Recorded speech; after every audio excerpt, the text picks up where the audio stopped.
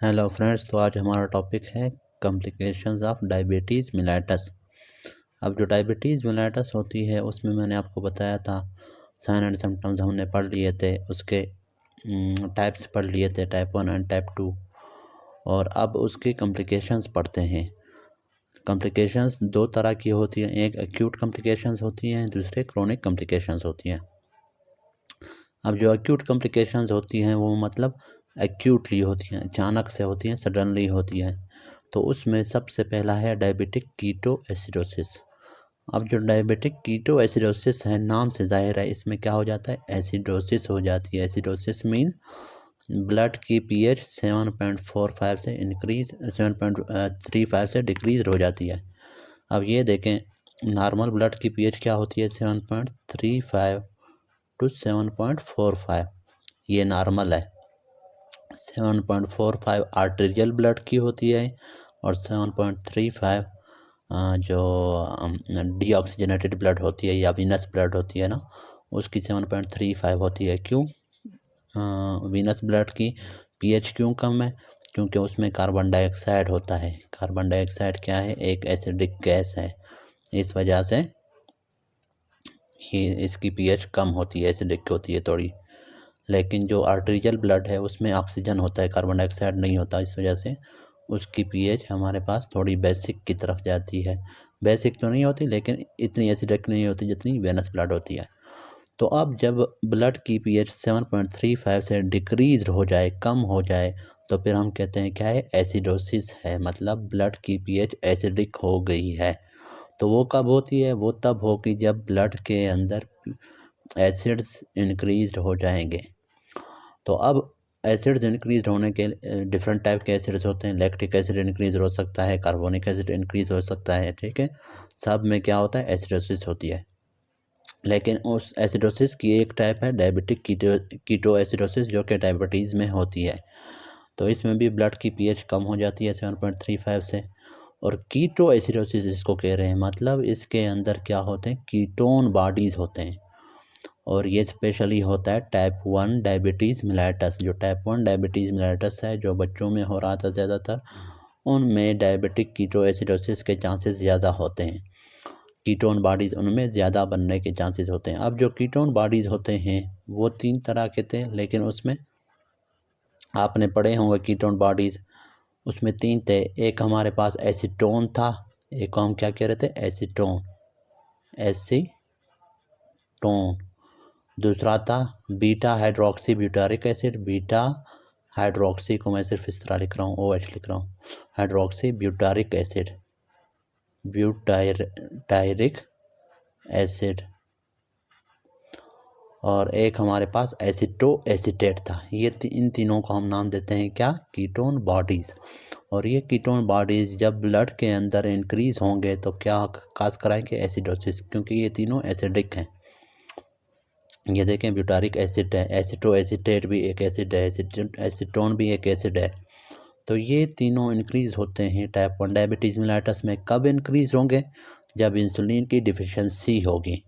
Insulin की deficiency कब होती है, वो तब होगी जब एक बंदा है जिसने जो इंसुलिन पे है, लेकिन उसने 1 दिन 2 दिन इंसुलिन नहीं लगाया। जब इंसुलिन नहीं लगाया तो फिर क्या होगा, कीटोन बॉडीज़ बनने स्टार्ट हो जाते हैं। या फिर एक बंदा है, उसको अभी तक पता ही नहीं है कि मुझे डायबिटीज़ है, अनडायग्नोज्ड है। अनडायग्नोज्ड डायबिटिक पेशेंट जो होते हैं सॉरी, तो उनमें भी क्या होता है, इंसुलिन की कभी कभार डिफिशेंसी बहुत ज़्यादा हो जाती है, तो फिर क्या होता है, कीटोन बॉडीज़ बनना स्टार्ट होते हैं। या कभी कभार इन्फेक्शन होता है, कोई इन्फ्लेमेशन होता है, इन्फार्क्शन हो जाती है। इन सब में मतलब याद रखो, इन्फेक्शन, इन्फ्लेमेशन, इन्फेक्शन डिफरेंट हो सकते हैं, जैसे नमूनिया है, UTI है। इन्फ्लेमेशन में भी डिफरेंट टाइप के इन्फ्लेमेशन हो सकते हैं। इन्फार्क्शन आपको पता है, MI मायोकार्डियल इन्फार्क्शन। और एक काज क्या था, इंसुलिन डिफिशिएंसी। अब ये जो तीनों मैंने बताए, इन्फेक्शन, इन्फ्लेमेशन और इन्फार्क्शन, इनमें भी इंसुलिन की डिमांड बढ़ जाती है। तो इंसुलिन डिफिशिएंसी हो जाए या इंसुलिन की डिमांड बढ़ जाए दोनों केसेस में क्या होता है, कीटोन बॉडीज बनना स्टार्ट हो जाते हैं और कीटोएसिडोसिस काज करते हैं। और ये स्पेशली ज़्यादा टाइप 1 में होता है, क्योंकि टाइप 1 में इंसुलिन बिल्कुल नहीं बन रहा होता। टाइप 2 में बन रहा होता है लेकिन कम बन रहा होता है, या और इंसुलिन रेजिस्टेंस ज़्यादा होती है टाइप 2 में, लेकिन इंसुलिन तो बन रहा है ना, इस वजह से उसमें डायबिटिक कीटोएसिडोसिस के चांसेस कम होते हैं। टाइप 2 में फिर हाइपर ऑस्मोलर हाइपरग्लाइसेमिक स्टेट, ये जो कंडीशन है इसके चांसेस ज़्यादा होते हैं। सॉरी। अब हाइपर ऑस्मोलर हाइपरग्लाइसेमिक स्टेट क्या होता है? Hyper mean increased, osmolar mean osmolarity, blood की जो ऑस्मोलरिटी होती है वो इंक्रीज हो जाती है। नॉर्मल ब्लड की ऑस्मोलरिटी तकरीबन जो एस्टिमेट हम लोग लगाते हैं, हम लोग 300 बताते हैं। वैसे 280 290 होता है, लेकिन उसको एवरेज हम लोग 300 लगाते हैं। तो जो 300 ऑस्मोलरिटी होती है नॉर्मल ब्लड की, वो इंक्रीज हो जाती है।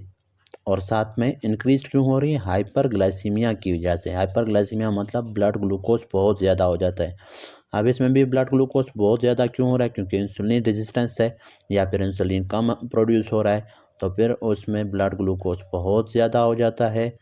और ब्लड ग्लूकोज जब ज़्यादा होता है तो वो ब्लड ग्लूकोज क्या काज कराएगा? वो यूरिन में जाएगा। यूरिन में जब जाएगा तो ग्लूकोज यूरिया काज कराएगा और पॉली यूरिया काज करेगा। बंदे को बहुत ज़्यादा क्या होगा? डायरेसिस होगी, पेशाब आएगा, यूरिन आएगा। यूरिन बहुत ज़्यादा करेगा। जब यूरिन बहुत ज़्यादा करेगा तो अपने साथ फ्लूइड को, बॉडी का जो सारा फ्लूइड है उसको अपने साथ ले जाता है, उसको वेस्ट कर देता है यूरिन की फॉर्म में। कौन वेस्ट करवा रहा होता है? ग्लूकोज। तो उसकी वजह से ब्लड कंसनट्रेटेड हो जाता है, ब्लड में फ्लूइड कम रह जाता है। इस वजह से फिर ब्लड की ऑस्मोलरिटी इंक्रीज हो जाती है, तो उसको हम कहते हैं हाइपर ऑस्मोलर हाइपरग्लाइसेमिक स्टेट। तो ये दोनों, ये टाइप 1 में ज़्यादा होता है हाइपर ऑस्मोलर हाइपरग्लाइसेमिक स्टेट, और डायबिटिक कीटोसिडोसिस टाइप 1 में ज़्यादा होता है डायबिटिक कीटोसिडोसिस, और hyper osmolar hyperglycaemic state type 2 में ज़्यादा होता है। बड़ों में जो डायबिटीज़ होती है टाइप 2 डायबिटीज़, उनमें हाइपर ऑस्मोलर हाइपरग्लाइसेमिक स्टेट ज़्यादा होता है। तो एक जो कॉम्प्लिकेशन होती है वो हाइपोग्लाइसीमिया होती है। हाइपोग्लाइसीमिया टाइप 1 और टाइप 2 दोनों में हो सकती है। वो कब होगी? जब टाइप 1 वाला हो चाहे टाइप 2 वाला हो, अगर वो इंसुलिन पे हैं और वो इंसुलिन ज़्यादा लगाते हैं नॉर्मल से, तो उसमें भी हाइपोग्लाइसीमिया हो सकता है। या फिर इंसुलिन तो नॉर्मल लगाते हैं, लेकिन उसके बाद इंसुलिन जब लगा रहे हैं लेकिन उन्होंने खाना नहीं खाया, उन्होंने फूड नहीं खाया, लेकिन इंसुलिन उसी हिसाब से लगा रहे हैं, तो उसमें भी हमारे पास हाइपोग्लाइसीमिया हो जाता है। या फिर बहुत सीवियर इन्फेक्शन वगैरह हो जाए तो उसमें भी हाइपोग्लाइसीमिया हो सकता है। तो ये कई कंडीशंस में हाइपोग्लाइसीमिया हो सकता है। ये फास्टिंग कंडीशंस में, उनमें हाइपोग्लाइसीमिया हो सकता है। तो हाइपोग्लाइसीमिया जो है ये भी एक बहुत ही कॉम्प्लिकेटेड, एक मतलब फैटल कॉम्प्लिकेशन है। अगर इसको जल्दी ट्रीट ना किया जाए, ये बंदा कोमा में भी जा सकता है। तो हाइपोग्लाइसीमिया जो है बहुत ज़्यादा डेंजरस है। इस वजह से हाइपोग्लाइसीमिया के फिर अपने साइन एंड सिम्टम्स अपेयर होते हैं। उसके साइन एंड सिम्टम्स ये होते हैं, बंदे को ट्रेमर स्टार्ट हो जाते हैं, स्वेटिंग स्टार्ट हो जाती है, एंग्जाइटी होती है, पाल्पिटेशन स्टार्ट हो जाते हैं। तो ये सारे साइन एंड सिम्टम्स होते हैं हाइपोग्लाइसीमिया के डायबिटीज़ वाले पेशेंट्स में। तो इन कंडीशंस में डॉक्टर ने उनको एडवाइस किया होता है कि ये साइन एंड सिम्टम्स अगर आपको अपेयर होंगे तो आपने थोड़ी बहुत चीनी या मीठी चीज़ या रोटी थोड़ी बहुत खानी होती है। अच्छा, इस वजह से डॉक्टर ये भी कहते हैं कि आप रेगुलरली अपना ब्लड ग्लूकोज मॉनिटर करते रहें, फास्टिंग ब्लड ग्लूकोज भी, रैंडम ब्लड ग्लूकोज भी। अच्छा, क्रोनिक कॉम्प्लिकेशंस फिर क्या होती हैं? ये थे हमारे पास एक्यूट कॉम्प्लिकेशन। इनके फिर अपने ट्रीटमेंट्स होती हैं। ये फिर डिटेल से, हर एक को हम डिटेल से पढ़ेंगे, कीटोएसिडोसिस को भी, हाइपर ऑस्मोलर हाइपरग्लाइसेमिक स्टेट को भी। जो क्रोनिक कॉम्प्लिकेशंस होते हैं वो लॉन्ग टर्म होते हैं। Long term means late complications होती हैं। इसमें दो टाइप के हैं, एक माइक्रोवास्कुलर है, एक macrovascular. Microvascular means small, vascular mean vessels, small vessels की कॉम्प्लिकेशन, स्मॉल वेसल्स की डैमेज की वजह से कॉम्प्लिकेशंस हो रहे हैं। दूसरे हैं मैक्रोवास्कुलर कॉम्प्लिकेशन, जो कि मैक्रो मीन्स लार्ज, जो लार्ज ब्लड वेसल्स हैं उनकी डैमेज की वजह से कॉम्प्लिकेशंस हो रही होती हैं।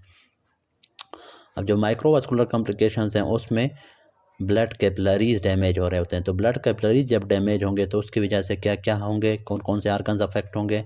रेटिना, आई बाल अफेक्ट होगा, तो उसको कहेंगे diabetic retinopathy, blurring of vision होगा, ग्लूकोमा और कैटराक्ट हो जाता है, तो ये डायबिटिक रेटिनोपैथी होती है, एक माइक्रोवास्कुलर कॉम्प्लिकेशन है। अगला है डायबिटिक नेफ्रोपैथी, जो किडनीज़ के छोटे छोटे ब्लड वेसल्स हैं उनको जब डैमेज पहुंचता है तो उसको हम कहते हैं डायबिटिक नेफ्रोपैथी। अगला है डायबिटिक न्यूरोपैथी, इसमें न्यूरॉन्स को डैमेज पहुंचता है। न्यूरॉन्स को डैमेज कैसे पहुंचता है, मैंने बताया था या नर्व्स को, कि ये नर्व है। अब हर नर्व का अपना भी ब्लड सप्लाई होता है, उसमें भी ब्लड कैपिलरीज होती हैं छोटी छोटी।